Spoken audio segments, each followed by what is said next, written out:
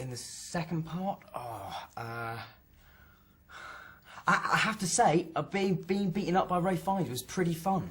It wasn't always comfortable, but it was fun. I did quite enjoy. I enjoy scenes like that where I get slapped around a bit. It's quite fun. Yeah. So that was good. That was definitely a highlight. Being on the underground cart, which takes us inside Gringotts. Being on that cart with Rupert, a guy called John, Warwick Davis, and Helena Bonham Carter, and then Emma, was great fun, because it was just, we were all soaking wet. It was you know, we were just making jokes, and it was hilarious. It was really, really good. That was a fun day, definitely. Fun few days.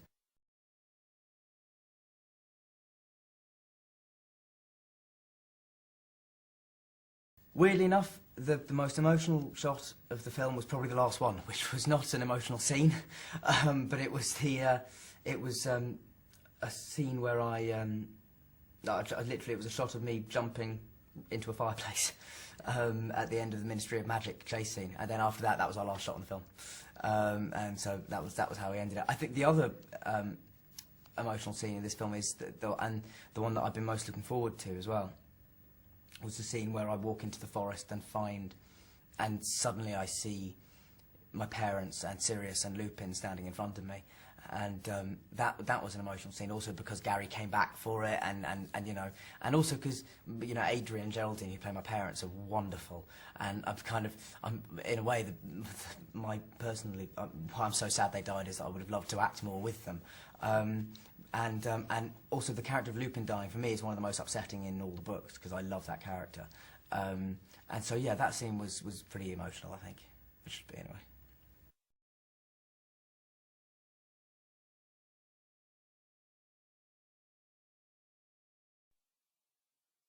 Fight for your life, I suppose, would be one of the main themes. It's a battle to save Hogwarts. It's a battle to survive. It's a battle to see the next morning. That's kind of the thrust of most of the film, and also it has all the Harry Potter themes of, you know, friendship and all those things, and how tested that can be, and, you know, in this even more extreme situation, how much these 3, 4, 5, you know, the whole school relies on each other, and that's what I love about it. It's about communal spirit. And surviving.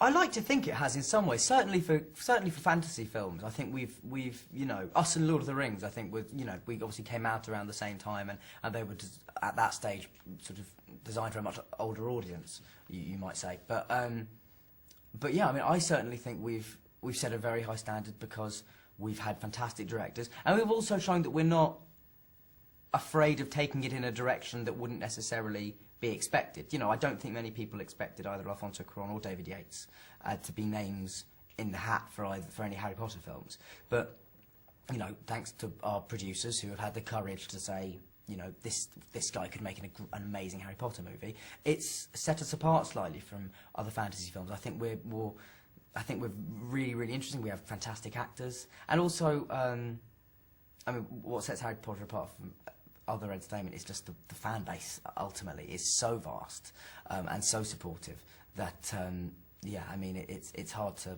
other things to compare for it. But but obviously now there's films like Twilight and the Narnia films that all came out, and, you know, and they're doing well as well, and brilliantly in Twilight's case. But I think Harry Potter manages to combine an innocence and an Englishness with an edge you rarely see in sort of children's.